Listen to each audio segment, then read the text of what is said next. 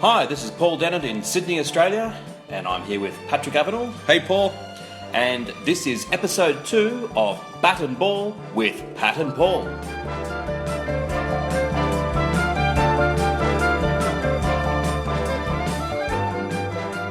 In preparation for part 1 this week, we'd intended to focus on the Chris Cairns trial, and we're going to.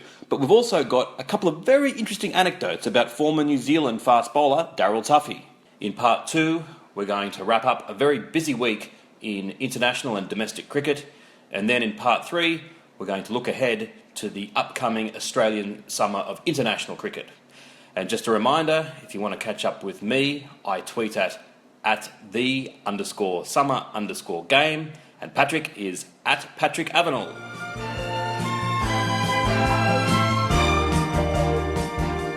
Last week, we looked at the Chris Cairns trial in London in depth. Chris is charged with perjury and attempting to pervert the course of justice, and if found guilty, he could face 7 years in jail. Well, firstly, just a quick recap, if you haven't been following the trial to date. In 2010, Lalit Modi, who was the then chairman of the Indian Premier League, sent out a tweet in which she basically stated that Chris Cairns was a match fixer, and it related to matches that had occurred in the preceding couple of years. Cairns sued Modi in court in England, and during that trial, Cairns asserted that he had never match fixed or cheated in cricket in any way. Cairns won the trial, and Modi was ordered to pay him a whopping £1.4 million in damages and costs, and it seemed as though that was the end of the matter, that Cairns had salvaged his reputation. Then, sensationally, Lou Vincent, the former New Zealand cricketer, came out and admitted to the cricketing authorities that he had been involved in a multitude of instances of match fixing and alleged that Chris Cairns was the instigator of many of them. This naturally got the British police curious, because if it turned out that Cairns was indeed guilty of match fixing, then he would also be guilty of perjury, lying under oath in that first trial when he said that he'd never cheated at cricket. So they investigated, and then they have now laid charges, and as Patrick said, it's perjury and attempting to pervert the course of justice. So in the opening days of the trial, Lou Vincent was on the stand and outlined all of the allegations of the various matches that he had fixed and that Chris Cairns allegedly had been involved in fixing as well. I actually mentioned last week that it was just in the Indian Cricket League, which was a short-lived, unsanctioned tournament that occurred in 2007 and 2008, but it's wider than that. The allegations are that Chris Cairns also fixed county cricket matches. Now, I think, I don't know about you, Patrick, but I think that all match fixing is bad, but when you're suddenly moving to something like the county championship, I think it's a level beyond. Well, I think that it adds a certain level of an extra level of shame to it, because the Indian Cricket League was nothing more than hit and giggle. It barely registered in Australia at the time, and it was gone, after 2 seasons, the second of which was completely overlooked as an event. County cricket's been around forever. It's a very proud competition. It certainly holds a higher place in the local psyche in England than any other first-class competition does. For sure. So if he has indeed fixed matches in the county cricket, I think that would be a much greater sin than fixing an Indian Cricket League. But that's like saying someone who committed murder also committed treason. Yeah, it's the greater of two evils, I suppose. Now, this week in the trial, the week that's just gone by, Brendan McCullum, the current New Zealand captain, took the stand, and as expected, he alleged that on 2 separate occasions, Chris Cairns attempted to induce him to get involved in the match fixing. He declined on both occasions, although he didn't actually report Cairns. Cairns was a great idol of his and a hero of his, and he didn't report him at the time. It took him 3 years before he actually made it known to the authorities. However, he did mention the approaches, or the alleged approaches, to 2 of his teammates, Kyle Mills and Daniel Vittori. And Kyle Mills has also taken the stand to corroborate that evidence, and he said that yes, Brendan McCullum did indeed tell him of the approach, and I presume that in the coming days we'll also hear from Daniel Vittori confirming that that's the case as well. So now we get to the interesting stuff, and one of the interesting things concerns Daryl Tuffey. Now, he's been mentioned in the past as Lou Vincent has accused him of match fixing as well. The interesting thing about Daryl Tuffey is a print ad that he put his name to during 2011. It was a domestic ad in New Zealand, and it was an ad for Moa beer, and it's quite extraordinary. It's quite extraordinary that this ad ever went to print. And here's the text. Pakistanis love cricket and they love making money. Sometimes they combine the two with a good old Pakistani match fix so that the Black Caps get to win a game and the Pakistanis get a big cheque from the TAB. It's a win-win all round, and we here at Moa love the business principles behind it, which is why we're offering a Pakistani backhander of our own. So, for every 10 cases of Moa ordered, the contact person who does the ordering, that's you, gets 10% of the match fee. A free case of Moa beer for themselves that we don't tell anyone about. Is this ethical? No. Is it Pakistani? Yes. And then it finishes with, righto, as you were. Daryl Tuffey, genuine all-rounder for Moa beer. In addition to the very clunky copywriting of that ad and the accusation of match fixing and also the latent racism, there's also quite a bit of hypocrisy about that, is there not? Well, if he's innocent of match fixing, it's just the above. But if he's guilty of it, it's hypocrisy and it's just brazen in the extreme. How untouchable do you think you are that you will take part in such an ad when you yourself, if it's true, know that you were guilty of all of these things? As we keep on saying, we want to emphasise as many times as possible. Allegedly. Yes, allegedly. And no one has been convicted of anything. Obviously, Lou Vincent admits it all. Indeed, Kyle Mills, who I mentioned, corroborated McCullum's testimony that he had mentioned it to him. He was also asked about Daryl Tuffey, and he said that he couldn't remember anything that he had done suspicious. And he said, not in those games. I have enough to worry and look out for in playing for your country. Nothing was suspected of Daryl in those games. Now, I mention this because potentially Kyle Mills may need to rethink his threshold for what constitutes suspicious behaviour. Because there's a piece of footage going around on the internet, which, Patrick, you first brought to my attention, which is quite extraordinary. Well, it was brought to my attention by Guardian journalist Barney Ronay. He normally writes about football, but he was tweeting about cricket. And he tweeted this over by Daryl Tuffey. And it's quite extraordinary. It's from a one-dayer in 2005. Gilchrist is batting, Tuffey opens the bowling. And an otherwise meaningless one international. Paul, you've actually got the figures there, what this over contailed. Well, it began with a no ball that Gilchrist hit for 4, then no ball, no ball, no ball, wide, wide, then a 4, and then a wide. So at this point, Tuffey has bowled 8 deliveries, only one of which is legitimate, and he's gone for 15 runs. So he's effectively gone for 15 runs off one ball. 90 runs per over he's going at. If Australia managed that for the whole innings, they'd score 4,500. He then bowled a dot ball and then another wide, which took it to 16 runs. And then the final 4 balls of the over were all legitimate and quite good balls that Gilchrist had to keep out. So, maybe he was just having a bad day. It happens. But the thing about this, once the can of worms of match fixing is opened up, you start to suspect everything. And you look at this and you can so easily put a narrative over the top of it. You can so easily imagine a bookmaker saying, listen, as long as you go for 16 runs in the first over, or as long as you go for X amount of extras, we are sweet. The forensic look back on New Zealand cricket that's happened over the past week has been quite interesting, and it reminds me of after Kanzi Cronje was done for match fixing and admitted it. There was a look back on some of the more interesting moments of his career, and 2 of them always stick in my memory, and that's in 1999 when at the Cricket World Cup he wore an earpiece, ostensibly to communicate with Bob Woolmer, the South African cricket coach at the time.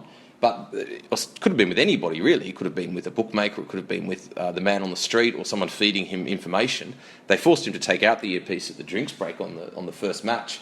And the other one is a very famous test match that occurred in 1999 at the Wanderers, and it was South Africa versus England. England won by 2 wickets. South Africa scored 248 in its first innings, and then rain washed out the second, third and fourth day, and then England forfeited their first innings, and then South Africa forfeited their second innings, meaning England chased 248 to win the test on the final day, doing so with 2 wickets to spare.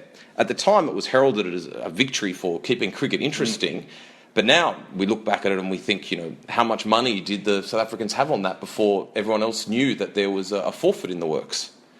Well, that's the thing. That once you've got the suspicion, lots of matches that previously had seemed completely innocent can start to look not so innocent. And I mean, for me, I've always thought what match fixing there is in cricket has occurred around the periphery.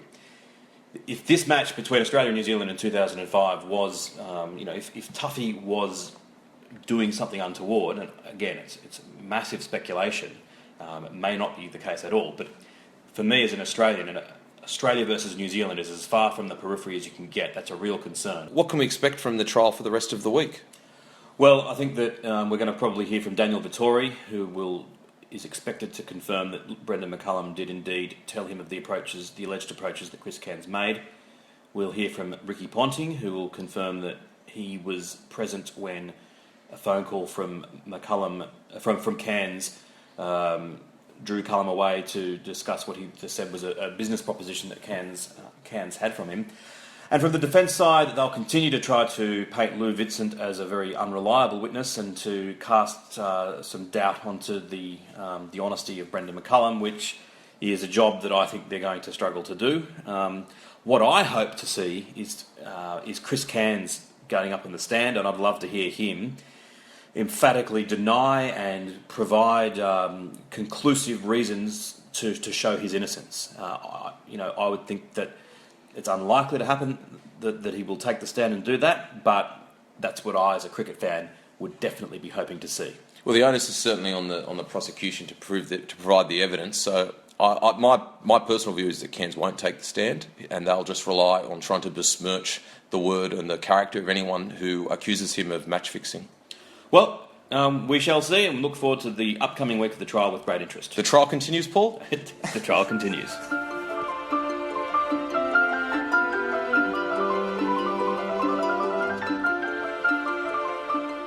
In part two, we're going to talk about all of the action that's been occurring in the cricket over the last couple of days. Patrick, what's got your eye?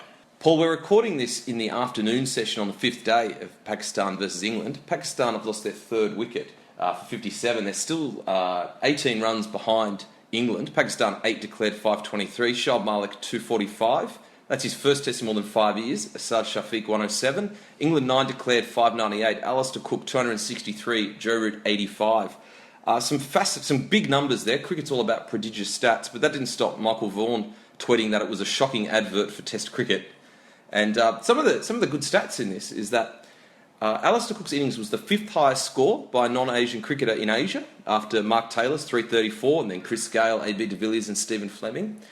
At 836 minutes, just over 14 hours, it was the longest innings in minutes by an Englishman, and the 3rd longest overall, after Hanif Mohammed's 337. And it was actually longer than the entire Trent Bridge 4th test from the most recent Ashes series.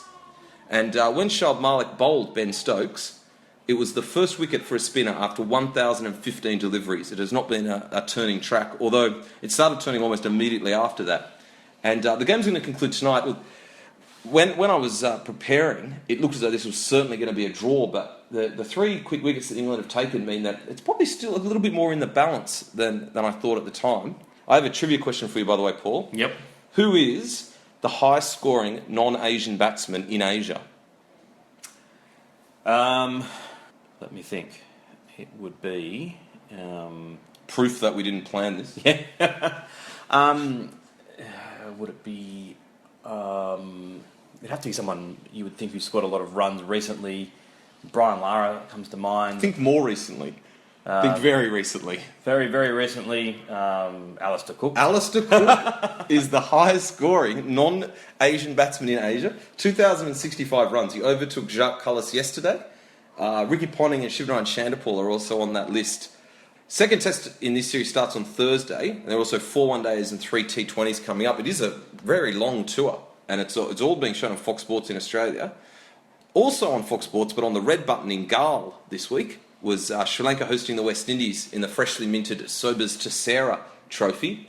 And in the first of those two tests, Sri Lanka won by an innings and 6 runs. Sri Lanka 484, Dimith Karunaratne 184, and Dennett Chandimal 151.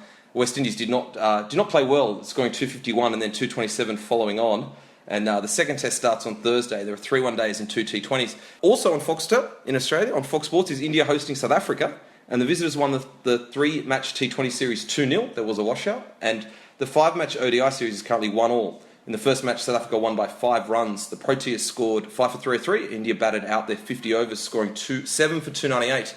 In the second match, India scored 9 for 247. South Africa was bowled out for 225. 22-run win for India. And the third match is tomorrow, Sunday, 18 October, which may already be in the past when you're listening on this, so you might have to look up the score yourself there. And the next matches are on Thursday and Sunday week, ahead of 4 tests in Chandigarh, Bangalore, Nagpur and Delhi through November and the first week of December.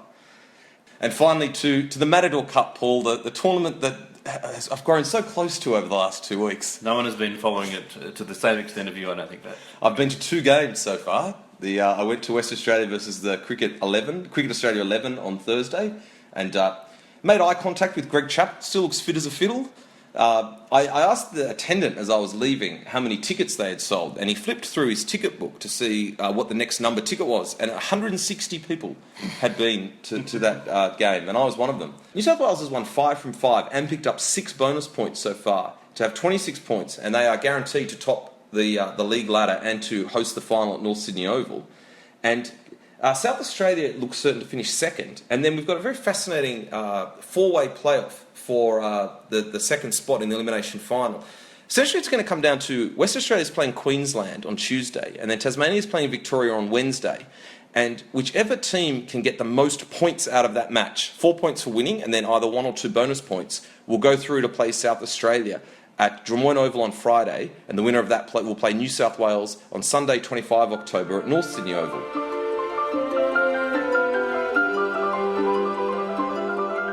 Okay, part 3, we're going to look at the upcoming summer of cricket. And because of the cancellation of the Bangladesh series, it means that the next time that Australia goes out to play, it will be at home at the Gabba, the traditional first test, and that will be against New Zealand. And it's one of the more unusual summers in terms of scheduling. Paul's been having a look at the international tour calendar and the past, and there's some interesting tidbits in there for you. Well, obviously the first interesting thing is that it's going to have the first ever day-night test match. So New Zealand play Australia at the Gabba, as Patrick said, then at the Wacker, and then a day-night game starting on the 27th of November at the Adelaide Oval. I think that it's definitely worth trying, and will be, I think it will be a success, and I think it'll become a feature of cricket in this country in the future, especially for games in Adelaide and Brisbane. Then the West Indies come, and this is the big controversy, that they are the ones who are going to be playing in the big marquee test matches. So we've got the first one's at Bellerive, not so much a massive game there, but then the Boxing Day test match and the New Year's test match at the SCG between Australia and the West Indies. So the West Indies just got towelled up by Sri Lanka. Exactly, and the reason for New Zealand not getting the box office games is that the schedule was put in place a long time ago. But in some ways it may work, because look, if you're not in Australia, you wouldn't be aware of the interesting change that has occurred in the dynamic of the summer sport over the recent decade or so, and that soccer switched from winter to summer a while back, and then has reinvented itself with a shiny new league. Well, it's now 10 years or so old, the A-League. And it was really the summer of 2012, 2013, that for the first time, I think it really challenged is probably too strong a word, but it was certainly eating into cricket's dominance that it was living on without much effort. Absolutely.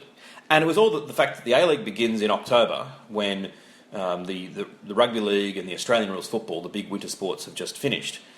And all of a sudden in 2012-13, Western Sydney entered the competition to immediate, passionate, vociferous support. And Alessandro Del Piero was signed by the other Sydney club, Sydney FC. And this gave it pages in the main newspaper in Sydney, which normally covers rugby league 12 months of the year and cricket in summer. Suddenly soccer was getting 3 and 4 pages, because in October there was a vacuum that no one had kind of noticed before, that cricket really doesn't get underway until November. In that particular year, South Africa came in the cricket, but they were gone almost before summer began. And then it was Sri Lanka and the West Indies, who really are no longer, or in the case of the West Indies, no longer great draw cards, and unfortunately, in the case of Sri Lanka, in Australia, aren't particularly big at the box office. So cricket copped a little bit of a bloody nose from the A-League that summer, and I remember looking forward and thinking, well, we're going to be right with cricket the next year because the Ashes, and the year after that because it's the World Cup and India touring, and cricket absolutely has dominated the last 2 summers. But this summer, with New Zealand and the West Indies, on the face of it, not the hugest set of draw cards, it will be interesting to see if the A-League can start to draw ground on cricket once again. My prediction is actually that A-League is actually going backwards at the moment because there are no marquee players in the whole competition. There is no star power, and because of the Big Bash League, which is now almost underwriting a summer worth of cricket because it's on every day and it has genuine star power, I think that cricket is actually recovering quite a bit. But this summer is going to be a real test of that because it is the least appealing, least sexy summer in a long, long time in Australia. Yeah, the Big Bash, as you mentioned, is an absolute triumph, and I've sometimes been critical of Cricket Australia, but the way they have brought this competition together, they deserve all the plaudits in the world. It's giving people a regular daily diet of cricket on free-to-air television. It's got star power, it's got pizzazz, and it has just totally revolutionised the cricketing summer. Now, thankfully, the Australia-New Zealand rivalry, which has kind of languished over the years because New Zealand hasn't tended to be all that competitive, suddenly with their great performance in the World Cup, it's really on the boil. And I think that although ideally you would have wanted New Zealand to be here for the big test matches at the end, it will be good for cricket to get a presence in November, and that presence will occur because of the rivalry between Australia and New Zealand. I still think that Australia is going to be going to the one-day series, having won 6 tests in a row. Though. Quite I think they're going to win both series 3-0, and then we move into the one-days part of the summer. When I first found out that we were playing 5 one-days against India, I was amazed because that's all we're doing. We're just playing 5 one-days against India, which is a massive change. Well, certainly from last summer where we had just the small number of 38 one-day internationals in this country. Obviously, the World Cup being the main reason for that. But to go down to 5, we actually only had 5 in the 2013-14 summer as well. The few summers before that, we had 10, and then when you go back, we used to always have about 14 or 15, and sometimes even more when the triangular series was really at its peak. So one-day cricket is gradually being wound back. I think they've got it right this summer. They've got 5 one-days against India, and I think that series will have appeal because India, the rivalry between the two countries is great, and hopefully we won't have that sad sort of scene that we've had many times over recent years at the MCG, where a one-day game is drawing 25,000 people. I remember in the mid-'80s, Australia against the West Indies at the MCG would regularly draw over 80,000. I think reducing it down to 5 has got the mix just about right. And there are also going to be 3 T20 games that Australia are playing against India as well. So all in all, I think that it's a summer that is, it's not the Ashes and it's not the Test series against India. But I think that Cricket Australia have probably manoeuvred things so that it's going to be okay. And if, as you say, Patrick, the A-League is, its momentum is stalling, then I think that cricket once again will be the dominant thing, the dominant sport of this upcoming summer.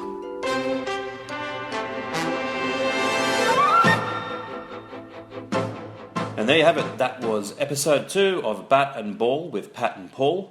Hope you enjoyed it. If you've got any feedback, please do tweet me at @the_summer_game, or tweet Patrick at Patrick Avenel with your thoughts, suggestions, criticisms, and we'll respond. Hey, thanks very much for listening. Have a great week.